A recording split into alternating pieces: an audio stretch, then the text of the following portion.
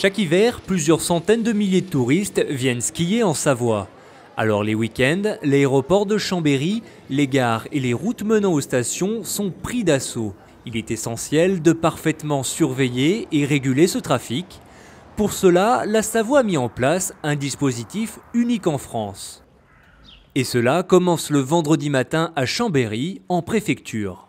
Pour la SNCF, un week-end, je dirais, assez semblable au week-end précédent. Pour préparer l'arrivée des vacanciers le lendemain, le préfet réunit tous les services compétents, notamment les gestionnaires des routes et des transports de voyageurs. Nous réunissons tous les vendredis l'ensemble de ces acteurs, les gestionnaires, jusqu'à la SNCF, l'aéroport, les forces de sécurité pour préparer ensemble la configuration des moyens adaptés pour chacun des organismes qui vont intervenir autour du PC Osiris. Samedi, 8 h, Albertville. Voici la tour de contrôle du trafic routier. Créé pour les Jeux Olympiques de 1992, le PC Osiris est l'organe de régulation du trafic en Savoie. Géré par le département et l'État, il surveille le réseau routier 24 h sur 24 et 365 jours par an. Sur la 43, en Albertville-Chambéry, on a un accident matériel au PK 121 plus 600. Les week-ends de chasse et croisée, le PC est activé en niveau 3.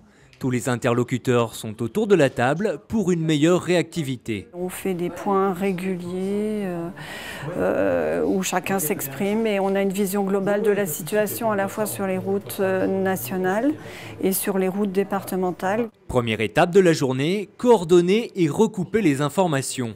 Les 3142 km de routes départementales de la Savoie sont passés au crible. Nos agences sur le terrain organisent des surveillances de réseau. Et puis, au PC, on a une veille vraiment qui permet à chaque événement signalé d'envoyer des agents de terrain avec les équipements adéquats. En plus des routes, les agents du Conseil général participent à la coordination des transports aériens, des trains et des cars départementaux. Si l'on sait que un train est en retard dans une gare précise, on peut faire attendre un petit peu le car pour que ce soit bien coordonné.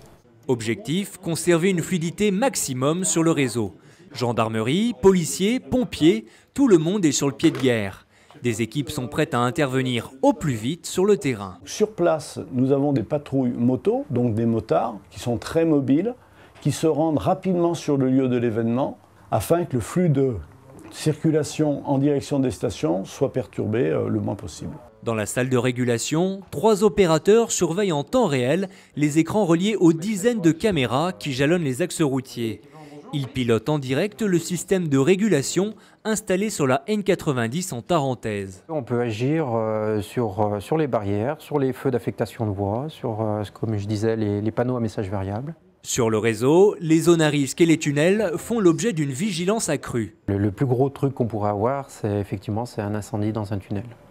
Donc là, on le verra tout de suite en caméra. On a des détections automatiques d'incidents où ça va nous afficher l'image de ce qui se passe. Selon l'évolution du trafic, le pic de circulation peut s'achever en fin d'après-midi ou tard dans la nuit. Ce premier week-end s'est parfaitement déroulé. Près de 60 000 véhicules sont montés en station sans difficulté majeure. Les vacances vont pouvoir commencer.